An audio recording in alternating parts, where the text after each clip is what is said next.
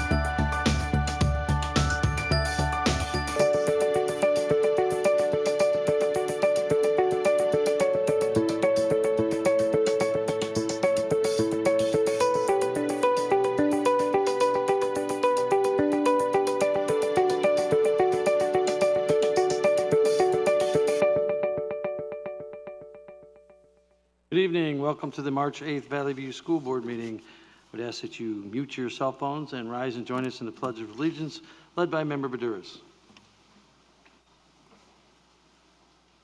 Pledge allegiance to the flag of the United States of America, to the republic for which it stands, one nation, under God, indivisible, with liberty and justice for all.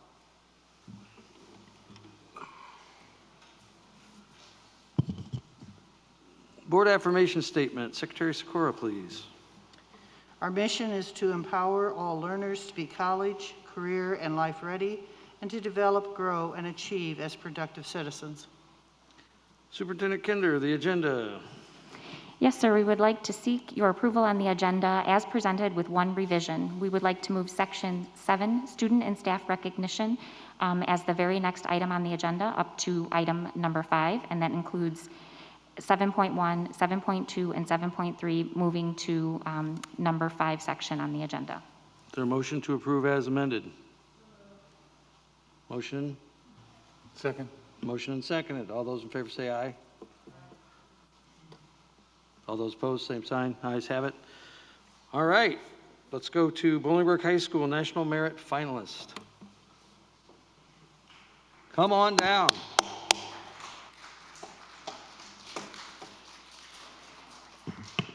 We're excited to welcome up our Bolingbrook High School leadership team led by Dr. Jason Paskevich, Principal, to honor our very special student this evening.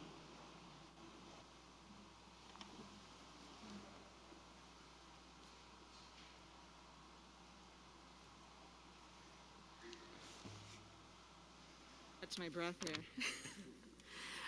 All right, good evening, President Quigley. It's been a while.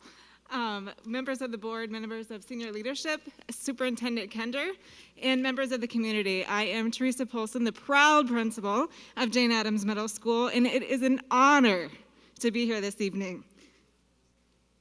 In case you didn't know, it is International Women's Day, and so fitting for this evening.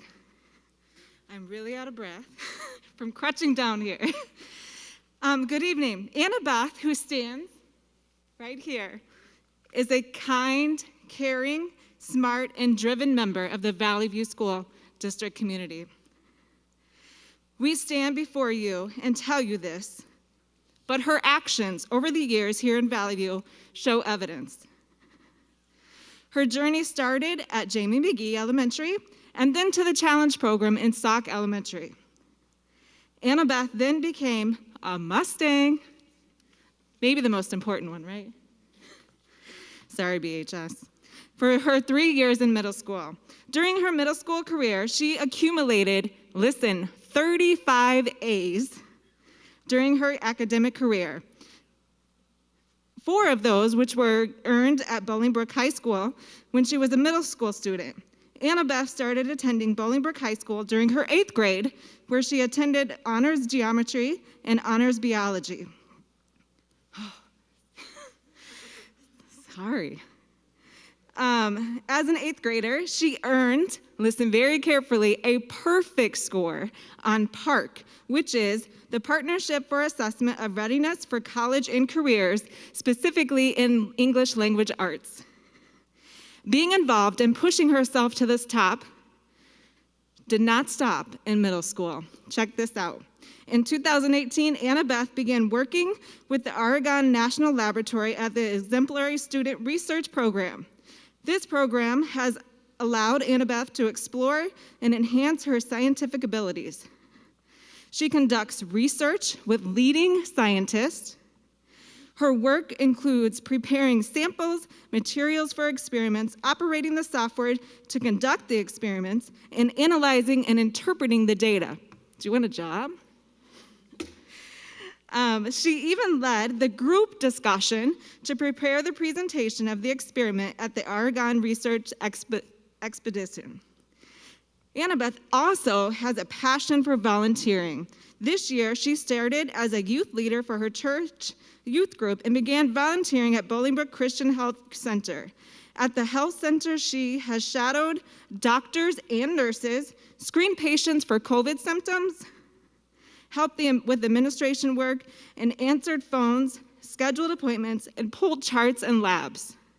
Annabeth believes in the future she will want to be a doctor so she can provide medical help to people in need.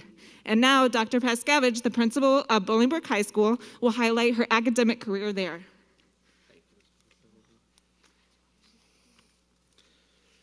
Dr. Jason Paskevich, proud principal of Bolingbrook High School. Ms. Polson and I wanted to do this today, and one of the reasons was because oftentimes when students get accolades like you're about to get, and hopefully you end up winning, but it just goes that we forget about the elementary and the middle and everyone else, and you've been here your whole career. So this is exactly what happens when a Valley View student goes through our entire system. She's one of 1,500 students in the entire country up for this. That is absolutely amazing. Story, 6th grade, Ms. Polson and I are both working at Jane Addams Middle School. And one of the teachers comes up to me and goes, "Hey, I got this kid in my class that's better at math than I am." And I was like, "What?" And now it makes sense. So I was a math teacher. We had similar experiences when you just have a kid that's gifted, that you're driven, and what you've done is absolutely amazing.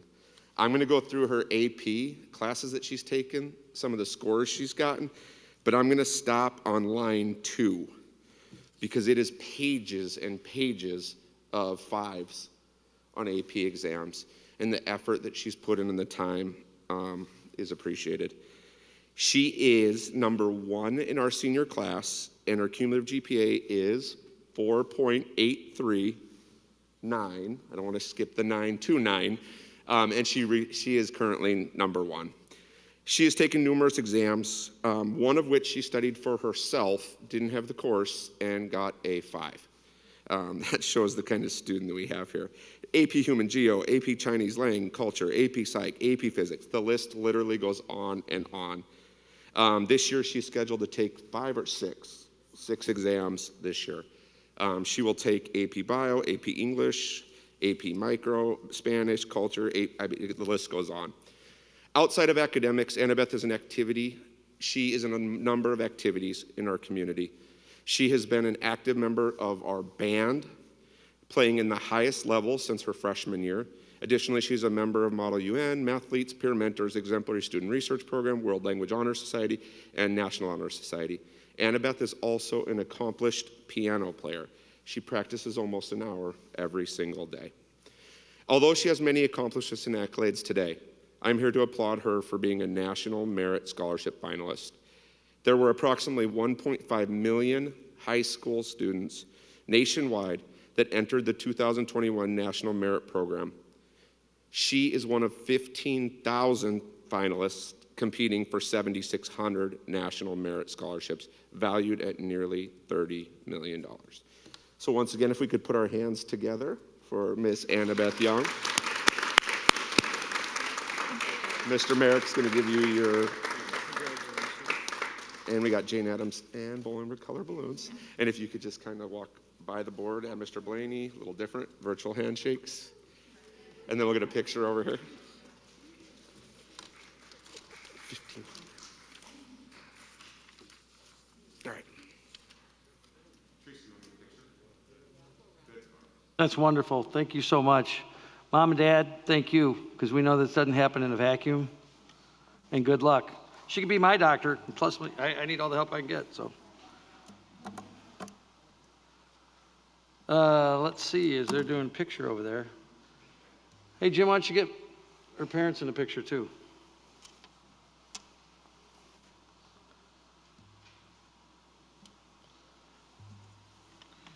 Where are we at here?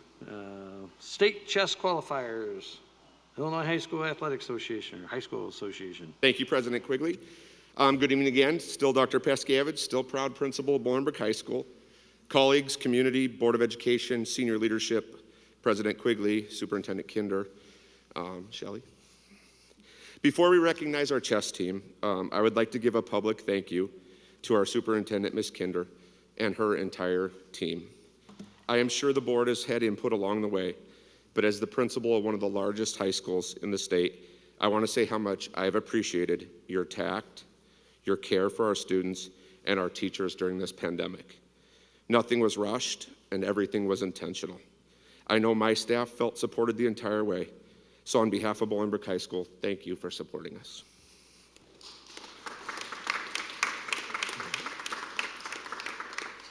Now on to chess. Coach Talon is going to talk to us about our first ever state qualifying team in virtual chess. I'll be over there. I'll get awards for the kids. Okay. Okay. All right. Thank you, members of the board, President Quigley, and Superintendent Kinder. The Raider chess team not only qualified for state competition, but I would be remiss in not mentioning how we performed this year in conference. We placed 4th in the Southwest Suburban Conference, and 4 of our chess team members qualified for all conference. Those 4 members are Albert Hune, Connor Tynan, Josh Knott, and a young man who couldn't be here today is Tejas Patniak. I want to make a special mention because he finished the year undefeated. Now, we qualified for the first virtual chess tournament in IHSA history, where 113 teams competed in 7 rounds over 2 days. We were pretty much sequestered to 2 rooms at Bolingbrook High School for 2 days. It was awesome. We had some wonderful matches and some notable accomplishments. One of the main accomplishments we had was Aval Zalka, who won 6 out of his 7 matches, which is phenomenal for a chess player when you're playing round after round. Also, I wanted to mention Albert Hune, our second board. He won 3 matches, he drew 3 matches, and he only lost 1 match. So good for Albert. It was a tight tournament. We played some really tough teams. We had some wonderful experiences, and we had an amazing upset against 24th ranked St. Ignatius Prep. So we were very proud of those wins. Now, if you give me a moment, I will introduce our chess team in board order. So Josh Knott, Albert Hune, Wei Pham, Connor Tynan, Trevor Fisher, Aval Zalka, Matthew Chacon, and Ruth Garcia. Our 2021 IHS State chess team.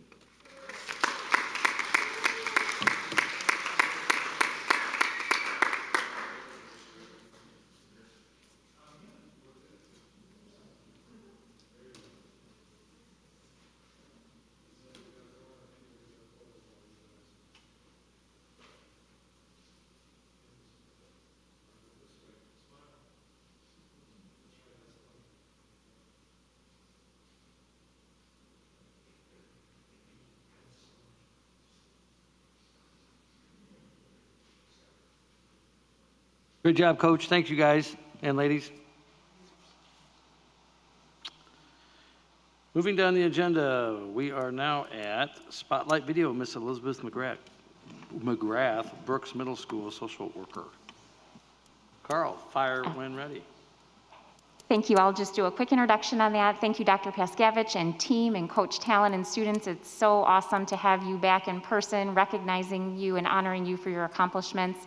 We're very proud of how you've persevered, how you've continued to adapt and modify. Virtual chess is a whole nother level, right? So we are extremely proud of your accomplishments and excited to have student recognition back in person. That's definitely a positive thing, brings some great energy to the room this evening, so thank you. We'd also like to share a staff spotlight. Honoring our students and honoring our staff is one of my absolute favorite things to do in the world. We have so many amazing things going on in Valley View, truly the heart of Valley View with our students and our staff. The staff spotlight this evening is Mrs. Elizabeth McGrath. She is a Brooks Middle School social worker. And in honor and celebration of School Social Work Week, we would like to do a showcase this evening showing you one of our amazing social workers. In this video, she shares how she seeks to meet the needs of students and also families of our students during this time dealing with the pandemic. As with so many other professions, school social workers have seen a drastic change in the need for services and how those needs can be met. But like all of our staff, they become very innovative and creative and bring absolute heart with the skill that they bring to serve our students and our families. So we're pleased to share the spotlight this evening. My mom always wanted me to be a teacher. And when I was a senior in high school, I did a report on the school social worker. And the minute I heard about that position, I was like, nope, that's it. That's for me. What are you seeing now as far as the needs of the students now that we are seeing some of them return to in-person learning? I feel like here, at least, most of the kids are excited to be back, the ones that are back. So they want to be here, but there's still, fallout that's happened from them being home, sitting on the computers, learning remotely all this time for almost a year. So I do think there are a number of kids that we're having to get back used into routine, getting up, having to get dressed, having to shower every day, having to be ready to sit in a classroom, and just go about our regular school routine. Especially at middle school level, although they did it remotely, they also, got up and walked around. They made themselves food and came back. Some of them sat on their phones. So it's getting some of those bad habits out. I think that's been a big piece of it, just them relearning school. And then I do think there's still a lot of kids that are dealing with the anxieties that come with those changes and the anxieties of dealing with COVID as well. Because you weren't able to physically see the students every day, how did your job change during remote learning? We're really having to get creative and try to figure it out. And then on top of that, your middle school kids don't want to show their faces. They don't want to talk on the screen or talk, I have to say, unmute, talk to me. It's only me and you. So that we have to work around with them because they're not comfortable doing that, a lot of them. So it's kind of rocked the whole world of how we do things and made us really have to think, okay, how can I get creative today? How can I rework this? An important thing for everyone to understand about a school social worker is you don't just serve the students in your school, you also serve the families. What are some of the frustrations and challenges you're hearing about that parents are facing? How do you do your own job, a full-time job, at the same time you're teaching your kid? And then you have parents that have to leave the house and still are working, right? Some essential workers or people that, are working in restaurants or whatever it might be. How do I leave my student home all day? And even if it's a sixth grader that is old enough to stay home, it's still a long day for a kid home by themselves. So I think just some of the dynamics of the home is supporting them and helping them try to make it work. Share with us an unexpected triumph that you've had in the last year. Those days when kids were starting to come back, the smiles on their faces that we're back. Like, even though it's different, the classrooms aren't full, they have to walk one way, the long way around this building. They were still excited to be back to a little bit of normal life, and they were excited to see their teachers in person and see some of the students in person, of their friends. So that I think is a real a celebration that we've been able to do that.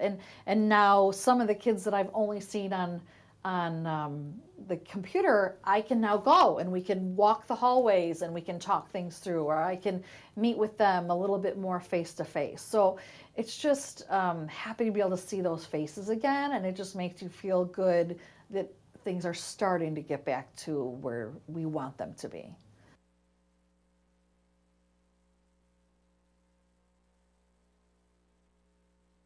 Okay. All right, back to the agenda. Treasurer's information report. Gary, or Treasurer's report? Treasurer's Action Report 5.1 includes the monthly financial reports, including statement of revenue, expenditures, and equity, the balance sheets, summary of revenue, expenditures, and encumbrances, as well as the interim obligation payments for the month of February totaling $4,500,000. $503,867.76 for your action. Motion to accept. So move. Is there a second? Motion and a Second. second.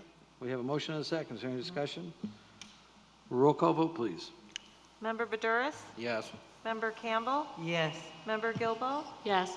Member Perro? Yes. Secretary Sikora? Yes. Vice President Zach? Yes. And President Quigley? Yep. Gary. Treasurer's Action Report 5.2 is the schedule of bills for the month of March. There's 7 funds representing total bills payable of $2,117,917.48. Motion? So moved. Second. Motion and seconded. Is there any discussion? Roll call vote, please. Member Perro? Yes. Member Gilbo? Yes. Member Campbell? Yes. Member Badouris? Yes. Secretary Sikora? Yes. Vice President Zach? Yes. And President Quigley? Yes. Information reports, Gary. Yes, the final information reports includes the usual summary of investments, state funding update, as well as the student trust accounts for the month of January and February. Just for information, if you have any questions, happy to answer them at this time. Any questions? Moving down the agenda, consent agenda. Yes, we are seeking approval on 4 items under consent this evening. 6.1, board meeting minutes from February 22nd, 2021. 6.2, executive session meeting minutes, February 22nd, 2021. 6.3, student activity contract approval request with Jonas Salk Elementary School with Interstate Studio. And 6.4, gifts to Irene King Elementary School, Bolingbrook High School, and Romeoville High School. Motion to accept. So moved. Second. Motion and second. Any discussion? Hearing none, seeing none. Roll call vote, please. Member Gilbo? Yes. Member Perro? Yes. Member Badouris? Yes. Member Campbell? Yes. Secretary Sikora? Yes. Vice President Zach? Yes. And President Quigley? Yes. Moving down the agenda, we are now at liaison reports. Any all from my right? Last meeting, we talked about, in our finance committee, we talked about reducing some of the fees in the co-curricular activities due to the students learning in a remote being hybrid. There's going to be adjustments coming to those children and their parents somewhere towards the end of April. They'll know beginning of April, and sometime by June they'll be posted. Thank you. Thank you, and thank you for the work on that.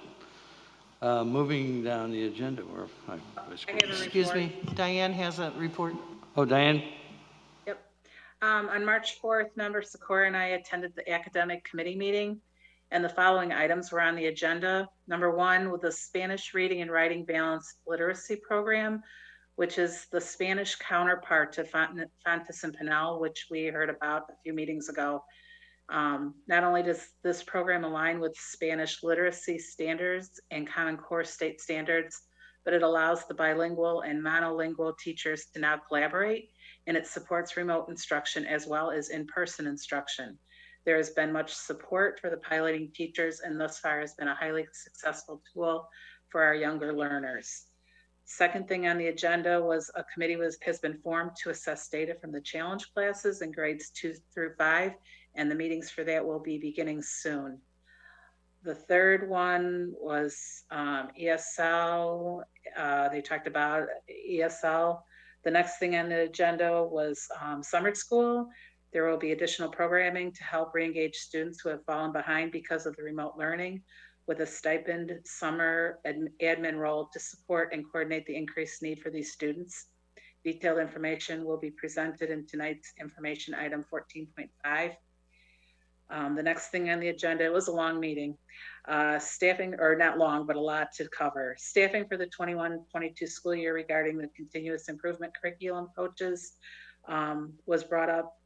There will be some reallocation and shifting of FTEs to support classroom interventions in the 21-22 school year, and detailed information on this is being presented in tonight's meeting agenda, information item number 14.4. The next thing we talked about was state assessments, and we're getting a little information from ISB about upcoming state assessments. although dates and information continues to change. So we're waiting to receive more definitive information from ISB, and hopefully that comes out soon. And our next meeting is on May 6th. That's it. Thank you. Thank you. Any from the left? Deb? No? Sally? No? Okay, good to go. Moving down the agenda, audience participation. Is anybody in the audience who wishes to address the board this evening? Seeing none, moving down the agenda. Board policies, number 10. Ms. Kinder, if you would. Yes, action report 10.1, we're seeking your approval on policies previously presented for information and review. This is part of our typical process of reviewing policies in consultation with legal to ensure that we are fully compliant with Illinois School Code and all state and federal laws. The policies are 2140, excuse me, 2140, communications to and from the board, 2150, committees, 2170, procurement of architectural engineering, land surveying services, and 2.240, board policy development. Seeking your approval this evening. Is there a motion? So moved. So, seconded. Motion and seconded. Is there any discussion? Roll call vote, please. Member Campbell? Yes. Member Badouris? Yes. Member Perro? Yes. Member Gilbo? Yes. Secretary Sikora? Yes. Vice President Zach? Yes. And President Quigley? Yes. Ms. White, I'm assuming since there's no content, there's no report. No reports at this time. Thank you. Thank you. Let's see, Assistant Superintendent for Services, Mr. Gary Grizzaffi, networking infrastructure upgrade utilizing the E-rate program. Yes, If you I've would, got, please, sir. Two actions this evening.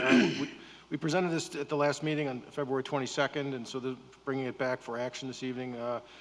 Seeking approval to continue with enhancing and upgrading the district's network infrastructure by utilizing funding from the E-rate program. In addition, we're also asking to receive additional funding for internet bandwidth and fiber connectivity as a participant in the Illinois Department of Innovation and Technology's E-rate consortium. We were notified that after the information report was provided to you at the last meeting, that all costs associated with the district's internet connectivity would be covered by E-rate and state funding. So that's a good thing. The implementation of fiber connections between our schools, also known as the last mile, is going to be provided under this initiative at no cost to the district. With what E-rate enhancements and upgrades will we be implementing? The addition of wireless access points, additional wireless access points, and the cost of the installation thereof, as well as replacement of aging cache servers, uninterrupted power supplies or UPSs, switches, and routers. That'll be throughout the district at every one of our campuses. We're also asking for approval to continue with our off-site disaster recovery backup solution and data archiving with an enhanced quarterly data snapshot. This will provide us with, again, a much improved disaster recovery solution, also providing us sleep insurance, if you will, in case we're ever hacked and subject to any sort of ransomware.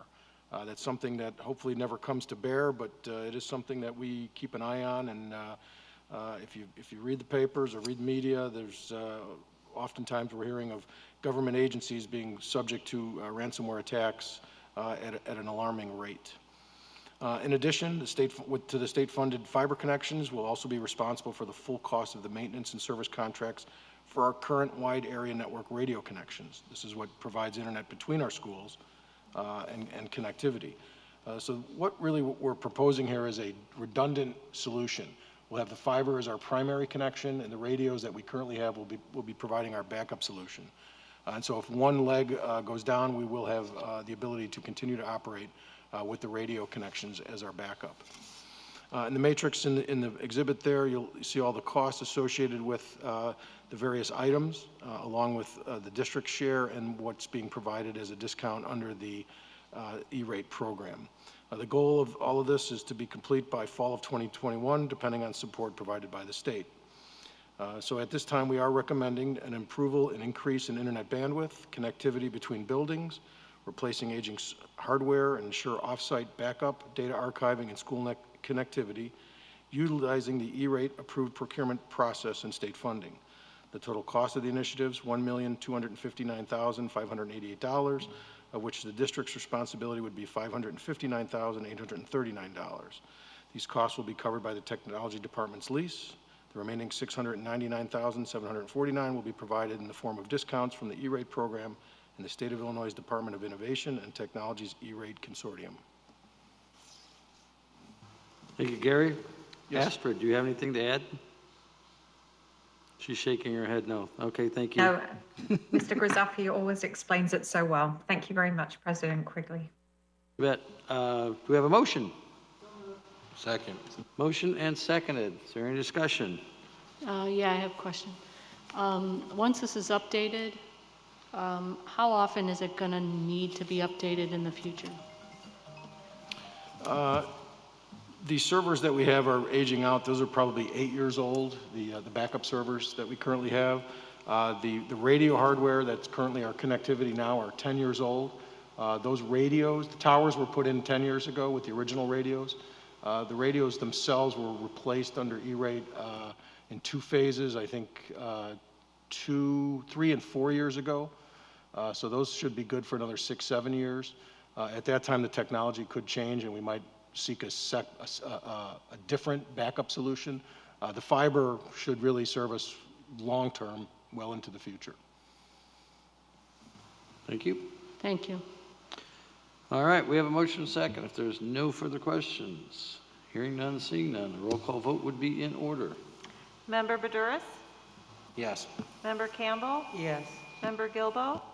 Yes. Member Peril? Yes. Secretary Sikora? Yes. Vice President Zach? Yes. And President Quigley? Yes. Second Gary. action this evening is a recommendation to approve our current audit firm, Evans, Marshall & Pease. They have submitted a 3-year proposal to continue audit services for the next 3 years. Basically a flat pass increase for FY21, a 2.2% increase for 2022, and a 2% increase for 2023. We've had a good relationship with them for the last 6 years and have no concerns with the quality of the audit.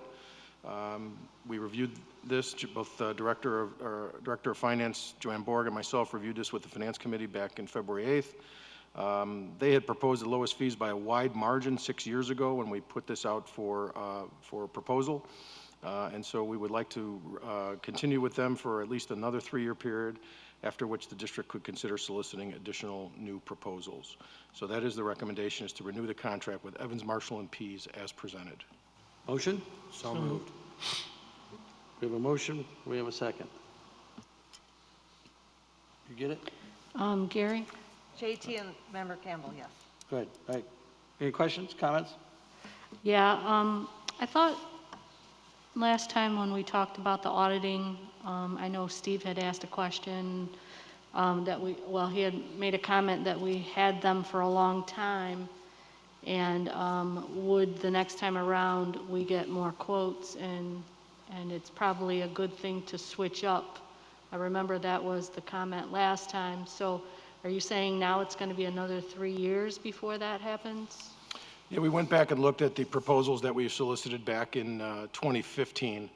And we had 1, 2, 3, 4, 5. We had 6 responses. We sent out 10 proposals. Requests for proposals, we received 6 responses.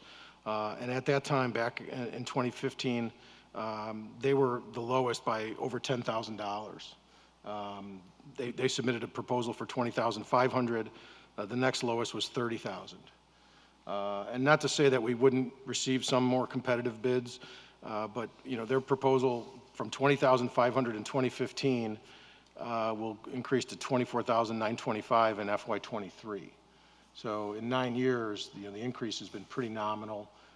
They do a really good job for us.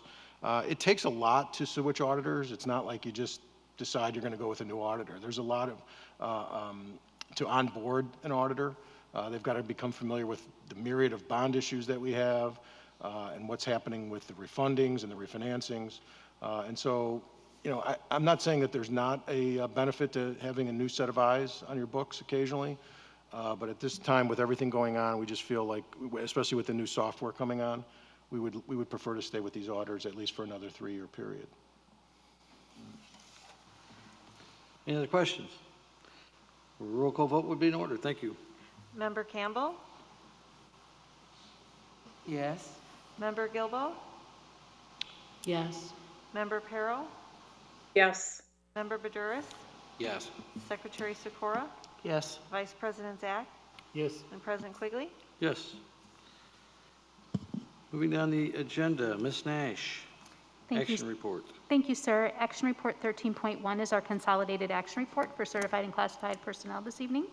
We are seeking your approval on 32 items for certified personnel, 34 items for classified personnel, 1 item for classified administrative personnel, and 1 item for certified administrative personnel. Is there a motion? So moved. We have a second? Motion and seconded. Any discussion? Roll call vote, please. I did have some discussion. On these, again, I know you're probably getting tired of me saying it, but I would like to know, just because I think it will help the district, people leaving, why did they leave? What do they think that we could do better? What did they like in our district? And that goes for retirees, that goes for people that are moving, that goes for also, it'd be also kind of nice to see why people choose our district and want to come into our district. I would love to see some data just to see what we're doing well and what we need to work on when we vote on things like this. Thank you. I have to agree with her. I think in business, this is done on it's just done normally. They are given time to do it, and I think that's what we need to do. We need to say to our people, this needs to be done. I'll give you this hour to do it, but you need to fill out this report and bring it back. We had it, we took it away. I think we need to bring it back. So noted. Thank you. We have a motion, we have a second. Hearing no other discussion, roll call vote, please. Member Gilbo? Yes. Member Perro? Yes. Member Badouris? Yes. Member Campbell? Yes. Secretary Sikora? Yes. Vice President Zach? Yes. And President Quigley? Yes. Okay, thank you. Action Report 13.2 is a resolution number 2117, authorizing the dismissal of educational support personnel employed for reasons other than reduction in force. Is there a motion? Motion and seconded. Is there any discussion? Hearing none, seeing none, a roll call vote, please. Member Perro? Yes. Member Badouris? Yes. Member Campbell? Yes. Member Gilbo? Yes. Secretary Sikora? Yes. Vice President Zach? Yes. And President Quigley? Yes. Information reports, every learner together. Rachel, if you would please. Yes, information report 14.1 is the standard update that I present to the board and the community on some of our standing topics related to our transition to on-site learning and our continued involvement with that process.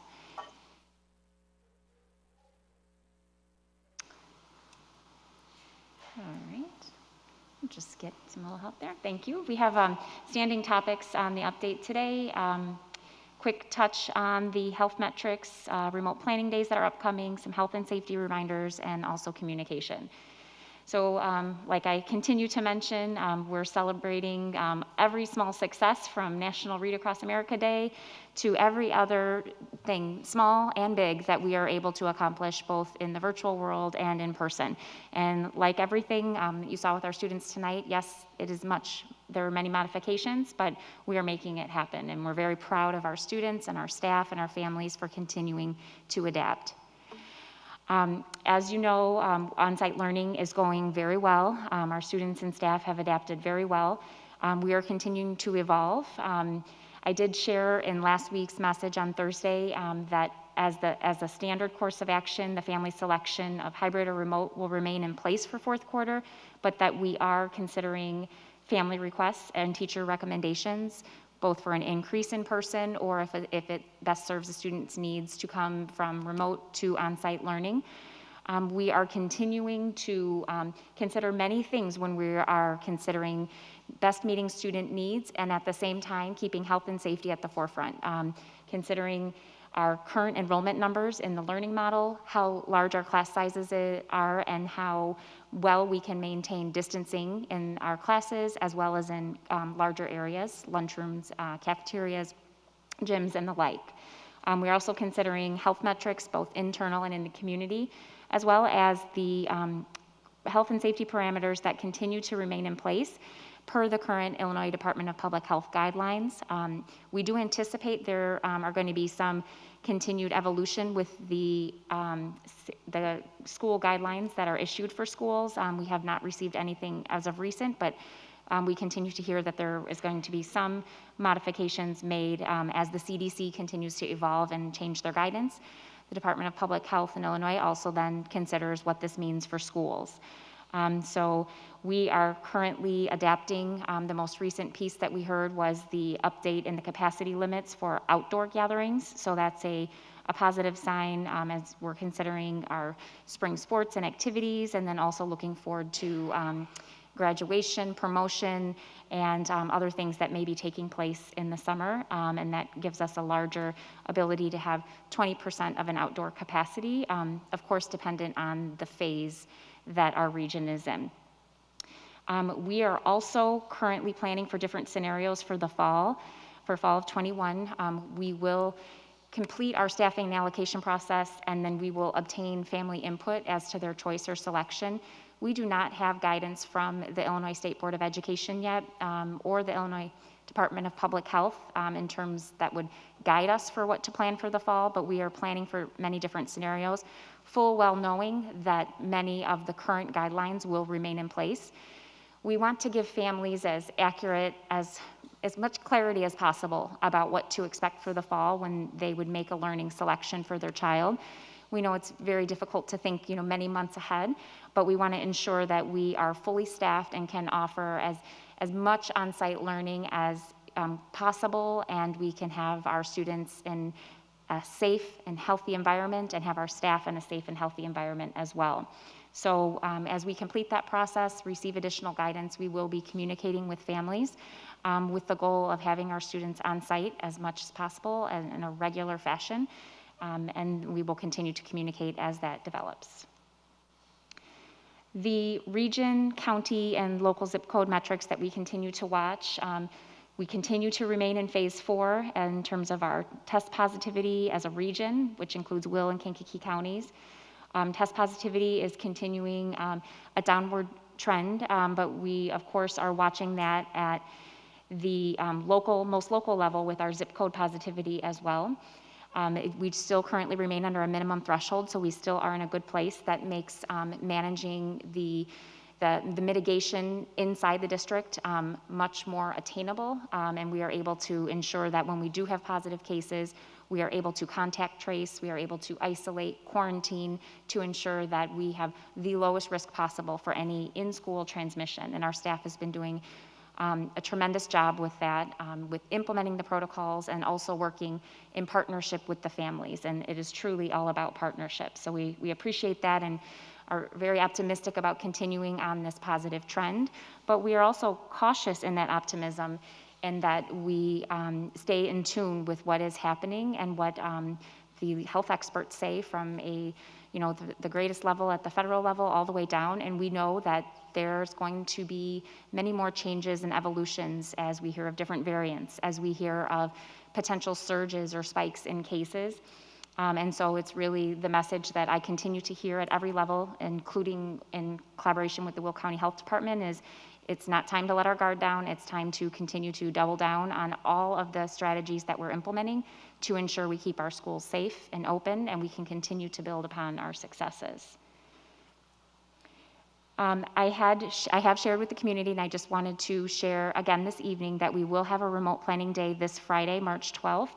And this is in addition to the remote planning day that is Monday, March 22nd. This means that there's no required student attendance on those 2 days. There are 5 total allowable by the Illinois State Board of Education. So we have determined that we would add this day on March 12th to support some needs that we have due to scheduling of our staff vaccinations. So we're very proud to be able to facilitate the administration of the second dose of vaccine to 1,700 Valley View staff members in district. And so in order to do this, we are taking every possible approach to minimize disruptions to the teaching and working environment. And this will take place this week, Wednesday, Thursday, and Friday. 1,700 staff members will receive their second dose of the vaccine. The adjustment with the Friday remote planning day was due to support staffing needs that, based on all available data and everything that we have learned from other districts and the guidance that we have gotten from our health partners, that we will have a number of staff who do experience side effects. And we do know that that could cause a need for a lack of staffing coverage. And we are taking this proactive approach to ensure that we have adequate coverage. And we've been very strategic with our scheduling. We have two of our 3 lead team members in the room, our Director of Safety and Security, Mr. Carter Larry, and our Executive Director of Student Supports, Mrs. Mary Worster. Mrs. Judy Nash and Mrs. Nita White have been key in helping, along with Susan Gregory, our nursing coordinator.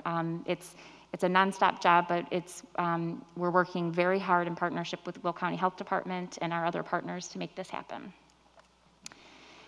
Again, health reminders, we cannot say these enough, so I just wanted to display this again this evening and continue to thank you for your partnership and ask you for your support in implementing these protocols.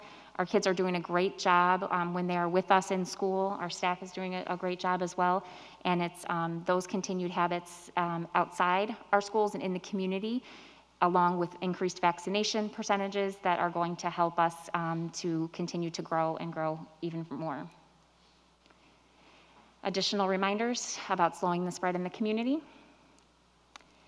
and also continued commitment to keeping you updated and keeping the flow of communication going with our families and our community as we continue to take the next steps.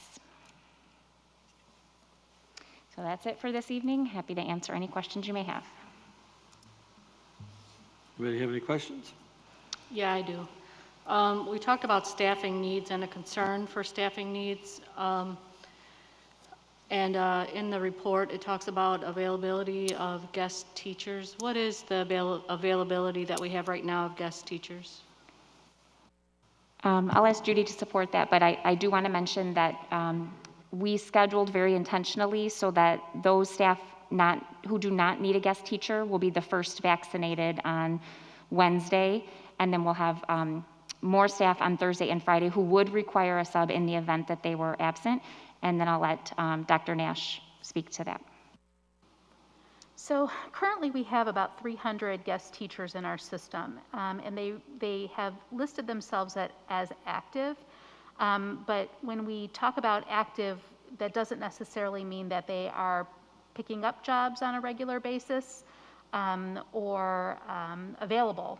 They may be subbing in other districts as well, for example. So I can tell you that on average, let's just take the last 4 Fridays, we've had anywhere from 150 to 280 staff vacancies, and that is for our certified teachers, office personnel, paraprofessionals, security alone. So there's quite a range depending on, at any given day, and with fill rates anywhere between 75% and 90% depending on the day. So it's hard for me to pinpoint, an exact number for you because the days are different and the availability is different. So that's where we stand right now with data, and that's one of the reasons why we made the decisions that we did with respect to the vaccine clinic coming up, just to ensure that we had enough people to cover. And as I start looking at how we're proactively addressing it,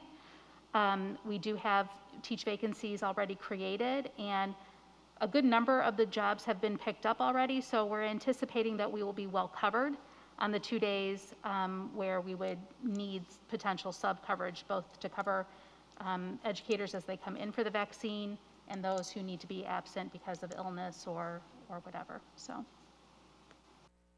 Okay, my next question kind of goes along with it. So it sounds like we could even use more.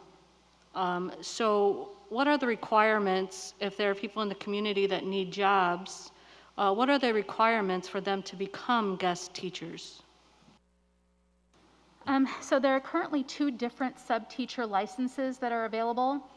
One is a short-term license and one is a regular standard substitute teacher license.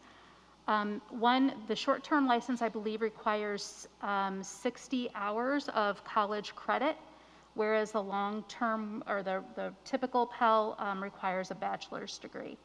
And so that's probably one of the minimum requirements that we would talk about, and then we would need to have them apply through our typical application process as well.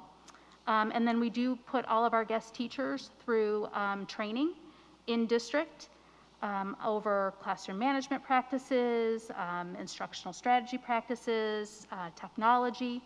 And so we generally, if they have no experience teaching at all, or they're not a retiree, for example, we'll start them in a sub-aide position initially so that they can get a handle on what day-to-day instruction looks like.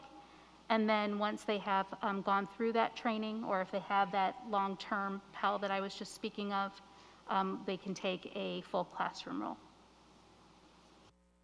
Okay, thank you. So hopefully if there's anybody out there that's interested, we can use you, it sounds like, especially with the new year coming up soon after the summer, or maybe even during the summer. I'm also seeing in our report that some students are coming back if the school sees that you're struggling or having a hard time. They're able to come back more days a week to get more help and instruction. And I guess I'm just double checking to make sure that that works both ways. If a parent sees that their child is struggling, is it okay for them as well to contact the school and the teacher and say, my child needs more as well? Absolutely. And I shared that in my parent message on Thursday as well, just to remind parents, if you feel that your child is in need of additional support, either as a remote learner or as a hybrid learner in the academic, social, emotional, or any other imaginable area, please do reach out to your school building. In terms of the physical on-site attendance, we can't have all students back every single day based on the current parameters that are in place and the barriers that exist, but we do have a lot of different ways to provide additional supports, and it is absolutely something that we want our families to reach out to our teacher, support student services staff, or leadership in the buildings to ensure that your child is receiving as much support as needed. Okay, my last question on that is, Ms. Kinder, would you mind letting the community and parents know what the co-curricular situation will look like for the spring? Thank you. In terms of athletics, I assume that you're referring to? Athletics, activities, clubs, all the co-curricular, yeah. Sure. The high school athletics and co-curricular will be in accordance with what is allowable by the IHSA, and so there's a schedule and predetermined seasons and guidelines for that. There also continues to be additional guidance coming out that in relation to the high schools. At middle school, the team has recently met to determine the seasons that will be in place, to determine in-person sports, and to determine the competitive play that will be taking place for the middle school sports that are scheduled to occur in the spring as well. When will they be meeting? I don't have that information in front of me. Did you see if Adam's available? Can see if Mr. Herder can step into the room, or if Ms. White has additional information to share. I do not have it in front of me. I do not have the exact dates either. I just know that they will begin in March and go through May. I don't have the exact dates. I've got it here. I think April 12th, it's going to start April 12th and run through May 21st. Thank you. That'll be girls basketball, boys volleyball, soccer, track and field, yeah. Is that at all levels, Gary? That is middle school only. Okay, thank you. Mr. Herter, did you want to add anything additional? No, thank you. Just reiterate what Mr. Grizafi said. That is the schedule for those spring sports. We've worked with building leaders as well as the athletic directors for middle school to design that schedule and that programming. That work is ongoing, as you mentioned, Superintendent Kinder, to determine what competitive opportunities we would have to make the seasons as close as possible to what we are generally used to in a non-difficult year. Any other questions? Next on the agenda, student fee adjustments. Who's handling that? Gary? So you heard Member Zach give you a brief update from the February 8th Finance Committee on the student fee adjustments for the 2021 school year due to the remote hybrid learning atmosphere we find ourselves in. We discussed different scenarios and decided that select fees would be either waived or adjusted down by 75%. All fees owed would be communicated to households by April 1st and should be paid by June 1st. Any adjustments will be applied as a credit to current or future school fees. It's estimated that these credits will be issued in the amount in total of just under $1.4 million. And so going through the categories, paid transportation, for those that don't qualify for free, we took the annual cost of $550, divided it by 2 to split it by semester. That would be $275 for the semester, and we multiplied that times 40%. Basically, students attending 2 days of in school, which equals $110. And we would also still apply a 2-student maximum to any households. For early childhood tuition, tuition was prorated at 50% for the time span that the district was in full remote. Beginning in February 1st, full tuition has been applied to students in either a part-time or full-time basis. The bulk of the prorations will happen for the registration fees. Those are being prorated again by 75%. They're listed there. Early childhood is currently at $45. That would go down to $10. Kindergarten is $195. That would go to $50. Elementary schools at $60. It would go to $15. Middle schools at $100 would go down to $25. High schools $190 and would go down to $50. We did approve a 3-year student fee schedule back, I think, in March. And at that time, we did not have a tech device usage and protection fee for the K-5 students. That's because K-5 students didn't have a one-to-one device. With the necessitation of one-to-one due to COVID, we would like to implement a tech device usage and protection fee at that level beginning in school year 2022. That would be a $10 fee for all those grade levels to match what's charged at both middle and high. For co-curricular participation fee, all those fees are being waived for all sports and activities where a fee was required. Any fees that have been paid will be credited back to student accounts. And last, student parking at the high schools is waived entirely for school year 2021. And so these are the suggestions that were discussed at our committee meeting. We'd like to bring these back to you on March 22nd for final approval. Any discussion? Yeah, Gary, just for clarity, can you repeat what you said about the co-curriculars, that it was all activities in athletics? That's correct. Any other? Yeah, I do. Just for the parents at home, I know a lot of times first of all, I want to say thanks. This is awesome that we're going to do this for parents. We're going to eliminate and reduce some fees. That is great. But just for the parents at home, could we review what the instructional resource fee is used for? Sure, that's a fee that covers any sort of consumables, any sort of online resources that the district would procure more now than ever. If I remember correctly, that fee, that moniker for that fee used to be the textbook fee textbook rental fee back in the day, and you know, that has certainly gone by the wayside. And so I think probably 4 or 5 years ago in the back to school committee, we talked about what that fee should be renamed to better reflect what it's used for. So it's primarily online resources, again, any sort of consumables that would be utilized in the classroom, and so that's what that is. Okay, and then as well, what does registration fee go toward? That would go toward anything having to do with registering your student. We do residency verification for every student every year. We make sure that the student is in good standing for collection efforts to make sure fees are paid.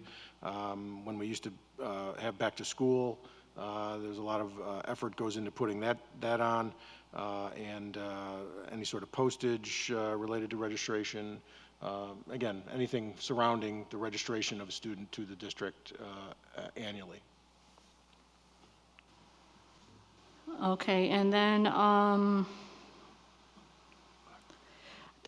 just this one's probably for me, well, maybe for parents too, but I do notice that at the elementary schools, then middle school and high school, gradually those fees increase. So what would the difference be for the different levels of the increase or for the increases?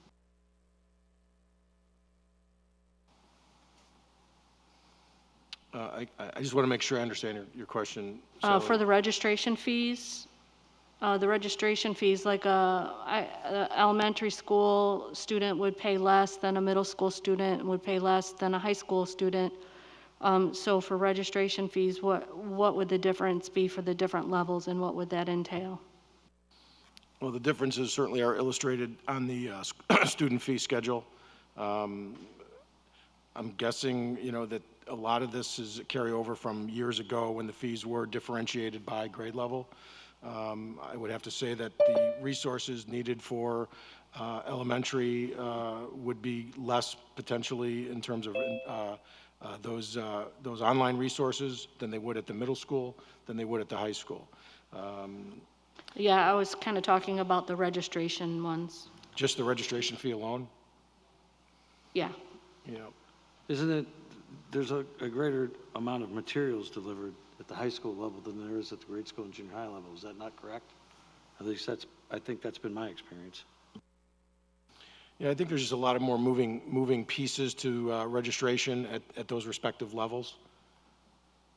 You've got a lot more to keep track of at the high school than you would at certainly in elementary. You've got a lot more teachers that you've got to schedule for, and all of the things associated with making sure a student is ready to go at the high school versus the elementary school. Okay, maybe we can take a look at that for future, and maybe we can even in the future make some more reductions if at all possible. That'd be great. Any other questions? Procurement card vendor. Okay. Final information report from me this evening. We've used the BMO MasterCard as our procurement platform for many, many years. It's served us well, but the user interface is rather cumbersome. We have a new purchasing coordinator in the business office, and she's taken a look to see if there's any other options for the district to consider, and we're happy to come back and report that we feel we found a better solution for the district. The interface is a much better experience for our end users. They'll be better able to track their expenditures, provide the ability to dispute charges, upload receipts, and reset their own passwords, and not having to go through one person, which we've got 320 P cards scattered throughout the district. And it's time consuming alone to make sure that all those expenditures meet, pass muster and are done appropriately, not to mention having to manage everyone's account when they get locked out for, again, wrong password or such. We average about $4.3 million annually in P card purchases with a rebate currently of 1.45%.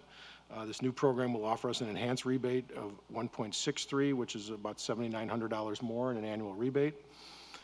And so we did some reference checks with 3 large districts, both in and outside of Illinois, and all three, happy to report, came back saying they're very pleased with the Chase program. In the materials is a slide deck just kind of outlining the program details along with a financial proposal. And so we'd like to bring this back for a recommendation to approve the change order at the March 22nd meeting. Hey, Gary. I do, oh, go ahead. Did you have a question, JT? Mine was quick. Gary, when you say rebate, you mean cash back, like the rewards? Okay. My questions, Gary, are what are these cards used for and who gets them?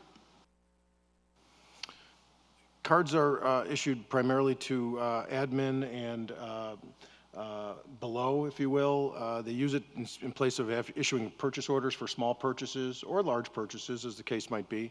For those vendors that prefer to get paid immediately, we'll provide payment via the P card, and so we can qualify for the rebate or cash back, as it is.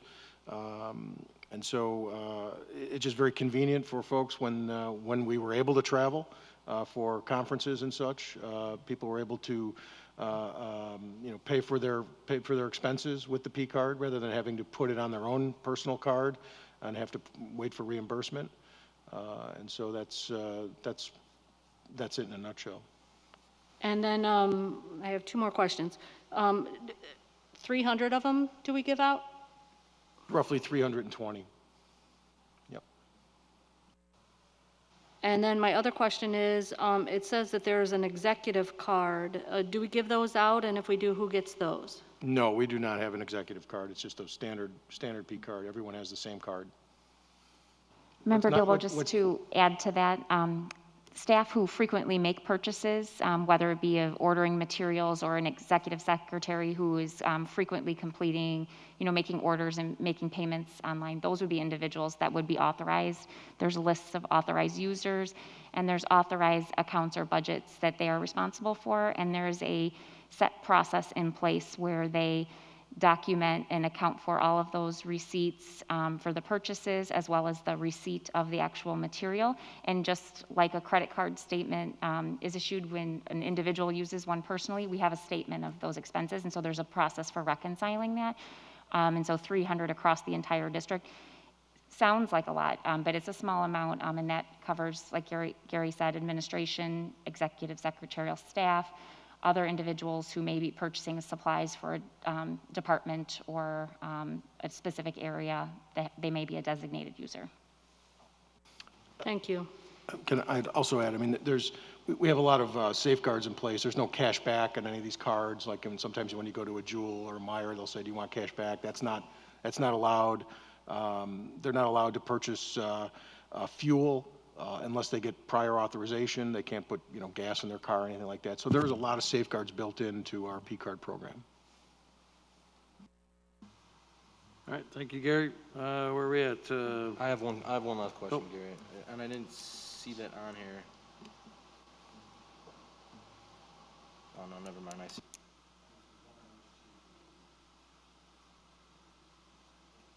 I just was wondering which tier you guys were in. So the only incentive program on here is just a cash back that goes to your office? Okay. New procurement, we're already done that. Job description, continuous improvement coordinator. That would be me. Information report 14.4 is a job description for the continuous improvement coaching coordinator position that has been created as a result of the growing success of the coaching program in the district. The role is expanding beyond just the peer-to-peer coaching model that has been utilized to a coaching role that will bring alignment to instructional support and practice from the classroom through the team building and district level efforts. In addition, we are reallocating some of the FTEs that had been currently utilized for teaching and learning coaches to support allocation of additional classroom FTE and student support. And the next one? I have some questions on that, if that's okay. Sure. Okay. First of all, I talked to Superintendent Kinder today, probably for 20 minutes on this issue, because I had some concerns. The TLCs have done a wonderful job in their buildings, and she agreed with me. So I had some concerns about them leaving and how we're going to restructure and the roles of these people. So if you're a board member and you really have some concerns about this position, I ask you to call either Judy or Superintendent Kinder to find out about these, so that you understand what they're being used for and where we're cutting at and where we're putting in and who can apply and that type of thing. And they're very good at letting us know specifics on that. So I appreciate that. Thank you. Deb, I was one that also called on the same thing on the TLCs and the coaching coordinators, because I know that, like you say, the TLCs have done a great job and the teachers really love their TLCs, and they say that they really would like to keep their TLCs, and probably would even like more TLCs, as opposed to cutting them for the coaching coordinator positions. So I know I had reached out to Nita, and I tried to reach out to Judy a little bit, but we didn't have much time to talk.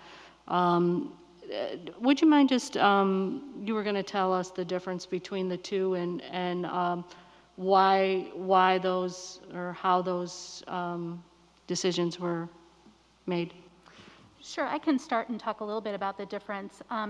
You know, first of all, the teaching and learning coach, you're right, has been an extremely successful position for us, and it's one that was born out of peer-to-peer support, and it really lived at that level of one-to-one coaching from the coach and the teacher. It also started to offer some assistance to teachers within a PLC, for example, but it really wasn't something that was an established structure of the role. It was just, it was part of it, but not officially, so to speak. One thing that we've realized is that with the success, we want to grow the alignment between what's happening in the classroom and what we're seeing come through the district level in terms of curriculum implementation, as well as looking at data. And so it's becoming a role that needs to stay, obviously, working with teachers. You know, we want to continue that practice, but also show that alignment between the instructional initiatives that are happening from math to reading to science, so that those individuals can help take it from district to classroom level through building teams, instructional teams, district teams perhaps, and that takes a slightly different skill as well. So that's going to build on the skills that they already have and take it to one next level. And so that's really the crux of the difference between the two. There is some additional coaching roles that we would like to do with respect to the learning environment as well. That was never really officially spelled out in the original job description. So that's part of the role. So yes, we are capitalizing on the success that we've had with our TLCs, and we're expanding with this new role. Yeah, and I think a big concern is the TLCs have a lot of hands-on time with kids, and I think maybe reducing that is the concern, you know, where they're going to do more of an administrative type job with the data and the technology instead of the hands-on with the kids. So maybe can you speak to that if you don't mind? Sure. So any hands-on activity that you would see with students with the TLCs is probably done with when we see modeling, for example, that happens in the classroom. So you'll see TLCs who are modeling lessons, sometimes working with students. So that's not going to change. We'll still have that. And certainly our TLCs sometimes actually take on substitute roles sometimes, you know, if we need somebody to fill in from time to time. So they'll be working with students in that way too. So the TLC has never been an interventionist role. It's always been a support role to help the teacher watch, learn, experience, learn, reflect, learn with the help of that coach. Last thing, I heard you mention about substitute roles. I think that was another concern of staff, that they are in that rotation of substitution, and that pulls away from what they can do as well. if they're in a classroom and they get pulled away to be a substitute somewhere else, that is really kind of detrimental to that teacher that's planning on using the abilities of the TLC too. So, maybe we could work on that as well. So that actually is a part of our collective bargaining agreement, that rotation. And so certainly as we get started in the negotiations process, if that's an interest that we would like to bring forward, we can address that at that time. I'll be there in a minute. Thank you. Okay, I have a question again. Weren't the TLCs initially brought in at the elementary level to help the teachers with students who might not be able to handle the classroom for a short period of time and help them out with that also? No, just to Where clarify. were those people? So around the same time, the teaching and learning coach, that's the TLC position that is being referenced right now, was brought in, and that was primarily for student-centered coaching at the classroom level with the teachers. What you're referring to, and all of the acronyms we're notorious for in education, is the LECs. Those are learning environment coach or coordinators. So those are the individuals that have been focused on supporting the universal learning environment, implementation of new initiatives like responsive classroom, but then also supporting crisis response or secondary and tertiary level student needs. So that's something different that you're referring to. We do still have LECs in elementary buildings, yes. And I just wanted to reiterate a couple things that Dr. Nash explained, and thank you, you explained everything very well. The decision to evolve this role to a more comprehensive coaching role still presents the opportunities that that are the wonderful things that are going on with our TLCs right now. This in no way reflects any concern with the current role. In fact, we are very proud of the coaching program that's been built. We're very proud of our TLCs in those roles. We're very proud of the leaders who have supported and invested in growing that. So I just want to be clear about that. This was, not an, easy conversation to have for our leaders who had to have that conversation with our team because they've done so well and they've worked so well together. And so at the same time as we evolve this role, we do have a need and an opportunity to recognize where we would be adding additional classroom sections or where we would be providing additional interventionists for our students. And so there would be some shift that would occur there, but it is absolutely student-centered coaching will continue to be strong and live on in the district through this evolved role, and it is something that I am hopeful that in the future we can continue to rebuild upon.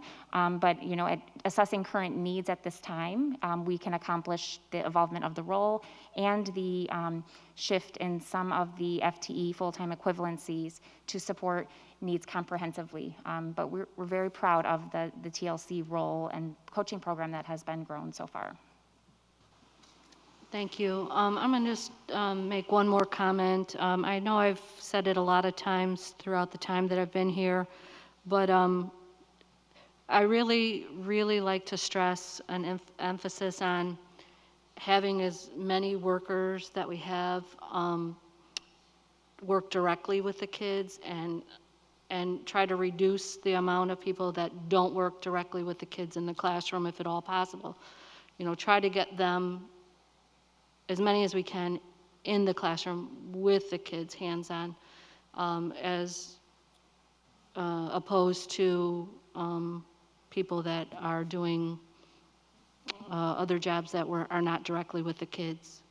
And that's not to say that other people aren't doing what they're supposed to be doing at all. Just if we could get them with the kids as much as possible, that would be a goal, I would think. We absolutely agree, and we also recognize there's a balance. If we can grow our strength in terms of how we service our learners and the instruction we provide, that has a greater impact because that impacts many children. And then we also realize that there are children who do need individualized support that come alongside the teacher, that push into the classroom, that pull students out. So it is a fine balance of all of those variables to meet the needs of all kids and then also every child. And so we recognize that, and we certainly are on the same page with that. Thank you. Summer School Support Administrator.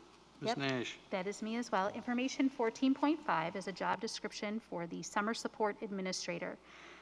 This position is being created in anticipation from what we anticipate will be some federal grant support that will increase our summer support programming. And so we are looking to bring forth this position to effectively conduct all the necessary programming, prioritize coordination with our community resources, recruitment, hiring of staff, enrollment of targeted students, support and development of educators, and communication with families. So this is a short-term administrative leadership opportunity for our staff members to ensure successful implementation of the necessary summer programs at the elementary, middle, and high school levels in coordination with building and district administration that we are anticipating this summer to address some student learning loss, disengagement from school, loss of socialization, and emotional needs. So that is this position in a nutshell. Move down the agenda. Legal Services Report. Push the button. I just want to kind of put things on everybody's radar. There have been a lot of, there's a lot of legislation currently pending regarding school districts that we should be aware of, as well as the recent passing of HB 2170, which addresses a lot of different things affecting the schools, including kindergarten assessments, inclusivity and equity projects, and things along those lines. So if any of the board members have any questions about the recent signing of HB 2170 and how it might impact Valley View, please feel free to reach out to me. I'm happy to answer any questions. Thank you. Association reports, AFT. Seeing none. Valley View Council report. Seeing none. Office Council report, no report. I already have a note there. Old business before the board. Hearing none. Any new business before the board? Hearing none. We have Freedom of Information Request Acts. Those have been noted on our website, as previously noted, just on here for information only. Any questions from the public on actions we have taken this evening? Seeing none, hearing none, moving down the agenda. Any announcements by the board? I was going to add this in the new business, but I'll just do it as an announcement because I was kind of asking Mrs. Wagman a question. Every board meeting that we go to, we say the Pledge of Allegiance, and I know when the kids are in school, they say the Pledge of Allegiance, but I was just wondering, do the hybrid kids say the Pledge of Allegiance?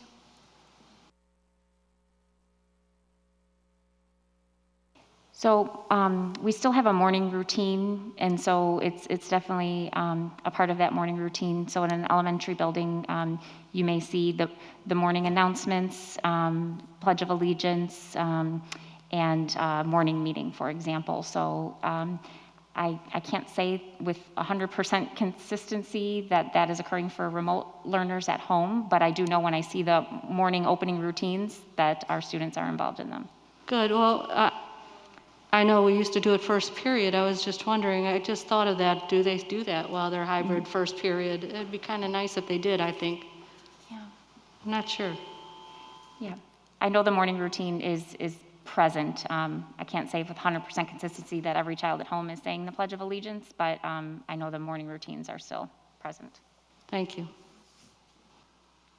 Any announcements by the administration? Any announcements by the public? Motion to adjourn would be in order. Second. Motion and seconded. All those in favor say aye.